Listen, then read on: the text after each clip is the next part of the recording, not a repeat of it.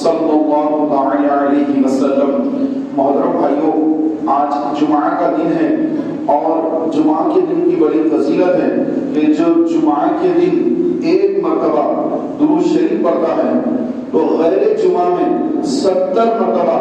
درود پاک پڑھنے کا اللہ اس کو ثواب عطا فرماتا ہے۔ اسی طرح ہر نیکی کو قیاس کرتے جائیے کہ عام دنوں میں ایک نیکی کرتے ہیں تو ایک نیکی کا ثواب، اور جمعہ کے دن ایک نیکی کرتے ہیں تو 70 نیکیوں کا ثواب۔ تو جمعہ کا دن اور جمعہ کی رات جو گزر چکی ہے، جس کو شب جمعہ کہا جاتا تھا، تو وہ رات جو گزر گئی اور رات کا جمعہ کا دن مغرب تک ہر نیکی کا ثواب 70 گنا زیادہ بڑھا دیا جاتا ہے۔ اور جو جمعہ کے دن انتقال کر جاتا ہے، اللہ تبارک و تعالی فتنہ قبر سے، قبر کے فتنے سے، قبر کے عذاب سے اس کو محفوظ کر دیتا ہے اور اس کو داخل جنت فرماتا ہے۔ اسی لیے جمعہ کے دن کی موت کی لوگ دعا کرتے ہیں کہ اے اللہ ہمیں موت آئے تو جمعہ کے دن آئے، موت آئے تو رمضان کے مہینے میں آئے۔ تو جمعہ کے دن جن کی موت ہوتی ہے، جو قبر میں جاتے ہیں جمعہ کے دن، اللہ تعالیٰ کو قبر کے عذاب سے بچاتا ہے، فتنہ قبر سے بچاتا ہے، عذاب قبر سے بچا لیتا ہے۔ یہ آج جمعہ کا دن ہے، 1 روپیہ اللہ کی راہ میں صدقہ کریں گے، 70 روپیہ صدقہ کرنے کا ثواب عطا کیا جائے گا۔ اسی طرح پیارے بھائیوں، حدیث پاک میں ہے کہ جو اپنے ماں یا باپ کے انتقال کے بعد ان کی قبر کی زیارت کرے اور سورہ یاسین پڑھے، سورہ یاسین پڑھے، تو اللہ تبارک و تعالیٰ اس پڑھنے والے بندے کو نیکوکار میں شمار فرماتا ہے کہ یہ بندہ نیکوکار ہے۔ اللہ کے پاس وہ نیکوکار ہوتا ہے، اور اس کے والد یا والدہ جس کی قبر پر یاسین پڑھا، اللہ اس کی بھی مغفرت فرما دیتا ہے۔ تو جن کے والدین گزر گئے ان کو چاہیے کہ اپنے ماں باپ کا جو حق ہے صرف زندہ رہنے تک ہی نہیں ہے، انتقال کے بعد ہی والدین کا حق ختم نہیں ہوا، انتقال کے بعد والد یا والدہ کی قبر پر ہر جمعہ جائے، قبر کی زیارت کرے، یاسین پڑھے، ہو سکے تو کچھ پھول ان کی قبر پر ڈالے، آزو بازو کی قبروں پر بھی کچھ پھول کی پتیاں سے قبروں پر، آزو بازو کی قبروں پر بھی ڈالے۔ یہ والدین کا حق ہے کہ انتقال کے بعد ان کی قبر کی زیارت کی جائے اور جمعہ کے دن ان کی قبر پر ٹھہر کر یاسین شریف پڑھا جائے اور ان کے نام سے ایثار ثواب کرتا رہے اور ان کی مغفرت کی دعا کرتا رہے۔ حدیث پاک میں ہے کہ اللہ تبارک و تعالی ایک بندے کا درجہ بلند کرے گا تو وہ بندہ کہے گا یا اللہ یہ بھی مجھے بلندی کیوں عطا ہوئی، کہ مجھے تو نے بلند کیوں کیا ہے اللہ؟ تو اللہ تعالیٰ فرمائے گا کہ زمین پر تیرا بیٹا تیری مغفرت کی دعا کیا، اس لیے میں نے یہاں عالم برزخ میں تیرا ایک درجہ بلند کر دیا۔ تو جب کبھی ہم کسی مرحوم کی مغفرت کی دعا کرتے ہیں ان کا درجہ بلند ہوتا ہے۔ جیسے ہم نے کہا کہ یا اللہ ہمارے والدین کی مغفرت فرما، اب والدہ گزر گئے، والد گزر گئے، ان کی مغفرت کی دعا کی، تو جیسے ہم نے یہ کہا کہ یا اللہ ہمارے والدین کی مغفرت فرما، میرے والد کی مغفرت فرما، جیسے ہم نے یہ کہا تو وہاں پر اللہ تعالیٰ والد کا درجہ بلند کر دے گا۔ اسی کے والدہ کا مثال ہو گیا، وہ والدہ بھی یہ دعا کر رہا ہے اے اللہ میری ماں کی مغفرت فرما، اللہ تعالیٰ ماں کا ایک درجہ بلند کر دے گا۔ اس طرح جتنی مرتبہ وہ مغفرت کی دعا کرتا رہے گا اس کی ماں کا درجہ بلند ہوتا رہے گا، اور جو ایثار ثواب یہاں سے کرتا رہے گا، یاسین پڑھا بخش دیا، کسی کو 100 روپے صدقہ کر دیے اس کا ثواب بخش دیا، مسجد کے چندے کے ڈبے میں 100 روپے ڈال دیا اور نیت کر لی کہ اے اللہ اس کا ثواب میرے مرحوم والد یا والدہ یا بھائی بہن، چاچا چاچی، دادا دادی، نانا نانی، جو رشتہ دار ہیں ان کی نیت کر لی کہ اے اللہ اس کا ثواب ان کو عطا فرما۔ کسی سے کچھ کہا نہیں، آپ نے زبان سے کچھ نہیں کہا، دل میں نیت کی کہ اے اللہ یہ جو 10 روپے میں یہاں پہ دے رہا ہوں اس کا ثواب کو فلاں کو عطا فرما، بس دل میں نیت کرے ثواب پہنچ جاتا ہے۔ تو یہ میرے پیارے محترم بھائیوں حدیث پاک میں ہے کہ انسان جب انتقال کر جاتا ہے، مر جاتا ہے، تو مرنے کے بعد وہ ایسا ہے جیسے کوئی سمندر میں ڈوب رہا ہے، سمندر میں ڈوب رہا ہے۔ تو زندوں کا اپنے مرحوم کے لیے ایصال ثواب کرنا ایسا ہے جیسے کوئی سمندر میں ڈوب رہا ہو اور اس کو اپنا ہاتھ دے کر وہ سمندر سے باہر نکال رہا ہے۔ تو ایصال ثواب کرنے والا وہ ہے کہ جو ایک ڈوبتے ہوئے کو ہاتھ دے کر اس کو سمندر سے باہر نکال رہا ہے۔ ہمیں محسوس نہیں ہوتا ہے کہ ہم جو ایصال ثواب کر رہے ہیں اس کا مرحوم کو کتنا فائدہ پہنچ رہا ہے، یہ زندہ کو نہیں معلوم ہے۔ یہ معلوم کب ہوگا؟ جب ہم مریں گے، ہماری موت آئے گی، ہم مریں گے، اور جب کچھ ہمارے لیے ایصال ثواب ہوگا تو ہمیں احساس ہوگا کتنا زیادہ ثواب ہمیں یہاں مل رہا ہے۔ انہوں نے تو بس تھوڑا سا عمل کیا اور ہم کو ایصال ثواب کر دیا، اور یہاں کو اتنا ثواب اللہ تعالیٰ عطا فرما رہا ہے۔ تو لہٰذا میرے پیارے بھائیوں، اپنے جو مسلمان بھائی ہیں جو دارالعمل سے نکل کر دارالبقاء میں پہنچ گئے ہیں، اب وہ کوئی عمل نہیں کر سکتے، یہ دارالعمل ہے دنیا، اور دنیا سے ہٹ کر جب بندہ قبر میں چلا جاتا ہے، قبر عالم برزخ کو کہتے ہیں۔ عالم برزخ یعنی ایک ایسا عالم کہ انسان کا جب انتقال ہو جائے، انتقال ہونے کے بعد سے لے کر قیامت کا دن قائم ہونے تک، جب سور پھونکا جائے گا، قبروں سے لوگ اٹھیں گے، اس دن تک کا جو پیریڈ ہے اس کو کہتے ہیں عالم برزخ۔ اور برزخ کے لغوی معنی ہوتے ہیں آڑ کے، ایک آڑ یعنی زندوں کے اور مردوں کے درمیان میں ایک آڑ ہے، اس کو کہتے ہیں برزخ۔ وہ ایک الگ عالم ہے۔ اس عالم کے بارے میں فرمایا گیا کہ وہاں پر بندے کو رزق بھی ملتا ہے اور وہاں پر وہ ہر چیز کو محسوس کرتا ہے، اور دنیا میں کیا ہو رہا ہے وہ سب اس کو معلوم ہوتا رہتا ہے۔ یہاں پہ جو کچھ ہو رہا ہے اس کو سب معلوم ہوتا ہے۔ ایک حدیث پاک میں ہے کہ جب کسی کا انتقال ہوتا ہے، اب وہ جب عالم برزخ میں پہنچتا ہے، اس کے رشتے دار اس سے ملاقات کرتے ہیں، جیسے والد صاحب گزر گئے، والد سے ملاقات ہوگی، والدہ گزر گئی، والدہ سے ملاقات ہوتی ہے، چاچا چاچی چاچا اور جو رشتے دار وغیرہ تھے یا دوست احباب تھے جو گزر گئے، سب سے ملاقات ہوتی ہے، اور وہ پوچھتے ہیں کہ اگر فلاں کیسے ہیں، ہم جب دنیا میں تھے تو انہوں کیسے ہیں، فلاں صاحب کیسے ہیں، ان کی طبیعت کیسی ہے، وہ کیسے ہیں۔ وہ نئے آنے والے سے دنیا والوں کے بارے میں پوچھتے ہیں، تو وہ کہتا ہے کہ ارے وہ تو آپ جانے کے بعد وہ بھی آپ کے پاس آ گئے تھے، میرے سے پہلے ان کا انتقال ہو گیا تھا۔ تو پھر وہ پوچھتے ہیں اچھا یہاں تو نہیں آئے وہ، اچھا شاید ادھر چلے گئے ہوں گے، ادھر کیا، جہنم کی طرف، ادھر یعنی جہاں پہ نیک روحیں ہوتی ہیں اس مقام پر اللہ کو نہیں رکھے گا۔ جو گناہگار ہیں، بدکار ہیں، جو توبہ کرے بغیر مر گئے، تو اللہ تعالیٰ ان کی روحوں کو ایسے مقام پر رکھے گا جہاں پر روحوں کو عذاب دیا جاتا ہے۔ ایک ہوتا ہے جیل، پولیس اسٹیشن، جیل، جہاں پر جو پولیس اسٹیشن میں 3rd ڈگری بھی ہوتی ہے، مارا پیٹا جاتا ہے، ان سے اگلوایا جاتا ہے، مارا جاتا ہے، ان کو سزا دی جاتی ہے۔ ایک ہے آدمی جو ہے کھلا پھرنا آزاد، جہاں جائے بیٹھے، جہاں جائے کھا لے پی لے، گارڈن میں جا کے لیٹ جائے، ہریالی میں لیٹ جائے، مسجد میں آ جائے، جہاں جائے جو چاہے کرے، آزاد ہے۔ تو اس طرح وہاں پر بھی ایسے ہی ہے کہ جو یہاں پہ اللہ کا مجرم ہے وہ وہاں پر جیل کے اندر ہے، باہر نکل نہیں سکتا، کوئی کھا بھی نہیں سکتا، جیل میں ہے۔ اب وہ سزا ہو رہی، 3rd ڈگری چل رہی، اس کے ساتھ کیا ہو رہا کسی کو نہیں معلوم۔ اور ایک ہے آزاد بندہ جو گھوم رہا ہے، پھر رہا ہے، اسے کوئی مسئلہ نہیں ہے، اور جتنی نیکیاں یہاں سے کما کر لے کے گیا اس کے مطابق وہاں اس کا درجہ ہے۔ مثلا بہت زیادہ نیکیاں لے کر گیا تو جیسے یہاں کوئی مالدار آدمی ہے، اچھی کار میں پھرتا ہے، ایئر کنڈیشنر میں رہتا ہے، اس کا ایک اسٹیٹس ہے، اس کا ایک مقام ہے، یہاں پر مالدار ہے بھائی، پیسے والا ہے، تو اس کا ایک مقام ہے۔ ایک غریب ہے،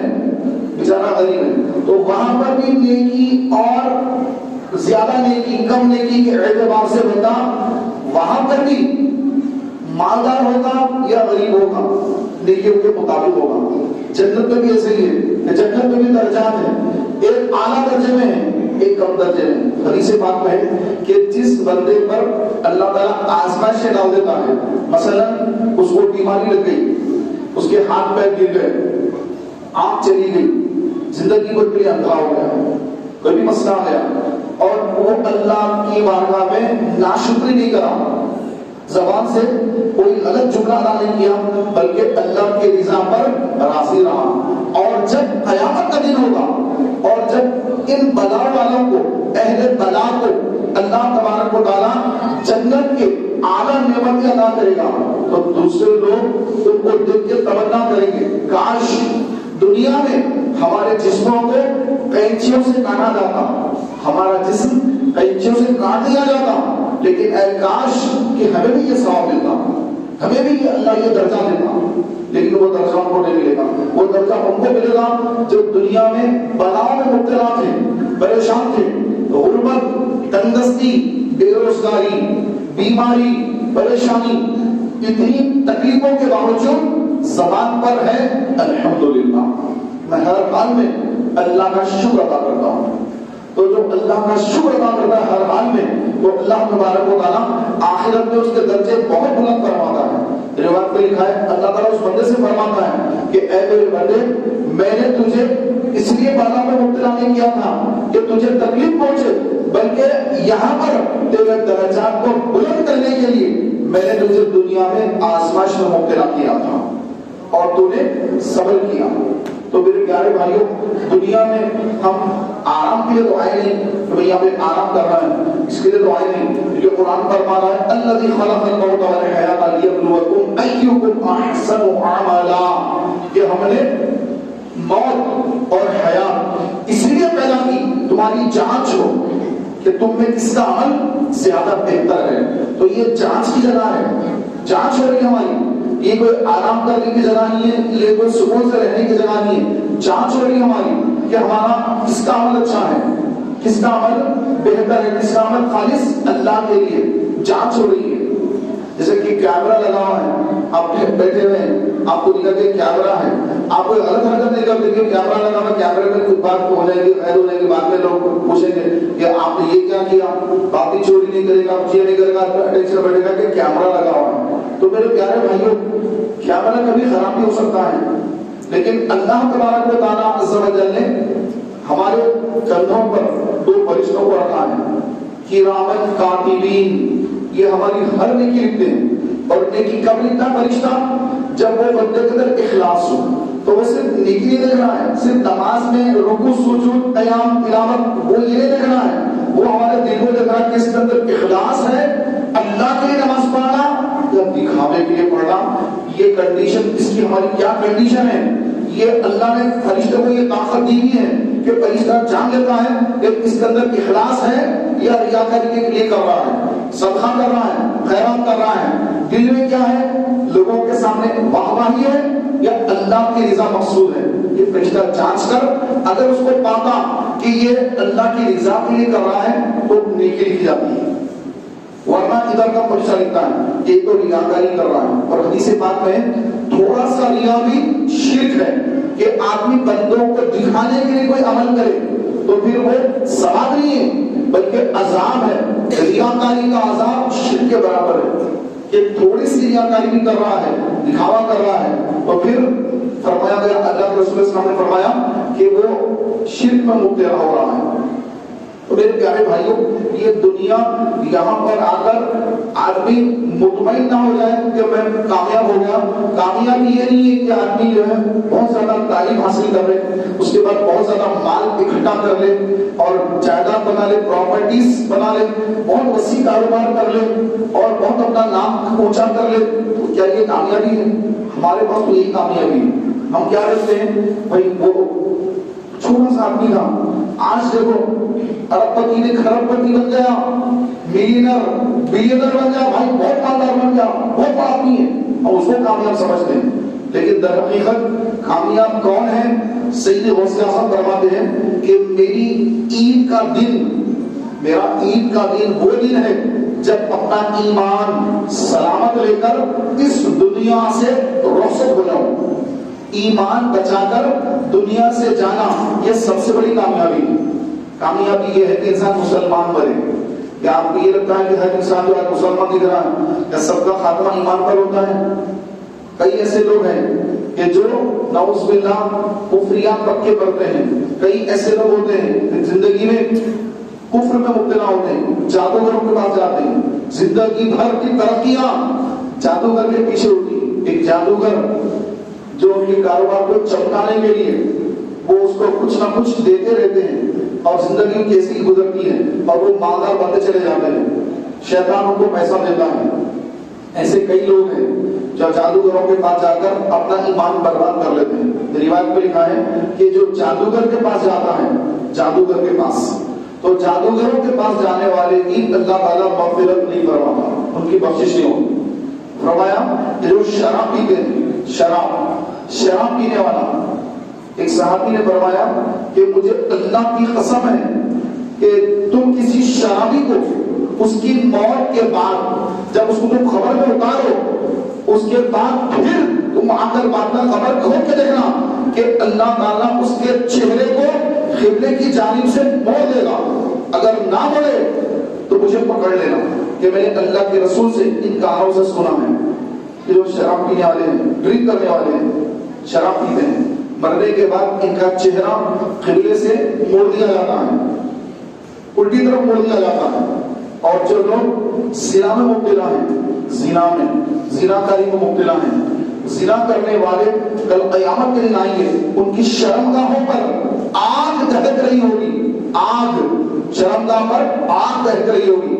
تو لوگ دیکھ کے پہچان لیں گے کہ یہ بندہ ایسے عذاب میں کیوں مبتلا ہے, اس نے کچھ غلط کام کیا ہے. فرشتوں سے پوچھیں گے فرشتوں اس کا کیا گناہ ہے, تو فرشتے کہیں گے کہ یہ وہ بدبخت ہے جو دنیا میں زنا کاری کرتا تھا. آج زنا کے اڈے عام ہو رہے ہیں, اویو ہوٹل کھول رہے ہیں. شادی کرنا چاہے بندہ تو اس کے لیے بڑی رکاوٹیں ہیں, 5 لاکھ کا 10 لاکھ کا خرچہ کرنا ہے. اور زنا کاری منہ ادا کرنے کے لیے, اللہ کو ناراض کرنے کے لیے کئی راہیں کھلی ہوئی ہیں اور کئی رستے ہیں اس کے لیے گناہ کرنے کے لیے معاذ اللہ. اور فرمایا کہ جو بندہ سود کھاتا ہے, آج مسلمانوں میں سود بڑا عام ہو گیا کہ جو سود کھاتا ہے, سود کھانے والا ایسا ہے جیسے اس نے خنزیر کے خون سے وضو کر کے مسجد میں آیا. خنزیر کا خون, بچے جانور کا خون, اس سے کوئی وضو کرے اور مسجد کو آئے تو کیا اس کی نماز ہوگی؟ سوچیے, تصور کیجیے. آج سود کتنے لوگ لے رہے ہیں, نئے نام بدل کر سود لے رہے ہیں, سود کھا رہے ہیں. وہ سمجھ رہے ہیں کہ ہم جو ہے کوئی سود نہیں لے رہے, ہم تو نفع لے رہے ہیں. تو میرے پیارے بھائیوں, یہ سود کھانا خنزیر کے خون سے وضو کر کے مسجد میں آنے کے مترادف ہے. نہ ان کی نمازیں قبول, نہ ان کی عبادت قبول. تو ایسے لوگوں کو چاہیے کہ اپنا جائزہ لیں, اپنی زندگی کو درست کریں, شریعت کے مطابق اپنی زندگی کو بنائیں, ورنہ جب موت آئے گی تو اس وقت کوئی مہلت نہیں ملے گی, توبہ کا وقت نہیں ملے گا. آج اللہ تبارک و تعالیٰ نے توبہ کا دروازہ کھلا رکھا ہے. اپنی زندگی کا محاسبہ کریں, اپنی آمدنی کا محاسبہ کریں اور اللہ کے حضور سچے دل سے توبہ کر کے نماز کی پابندی اور شریعت کے مطابق زندگی گزارنے کا ذہن بنائیں, ورنہ عذاب قبر کے لیے تیار رہیں. اللہ تعالیٰ مجھے آپ کو عمل کی توفیق عطا فرمائے. آمین کی جناب.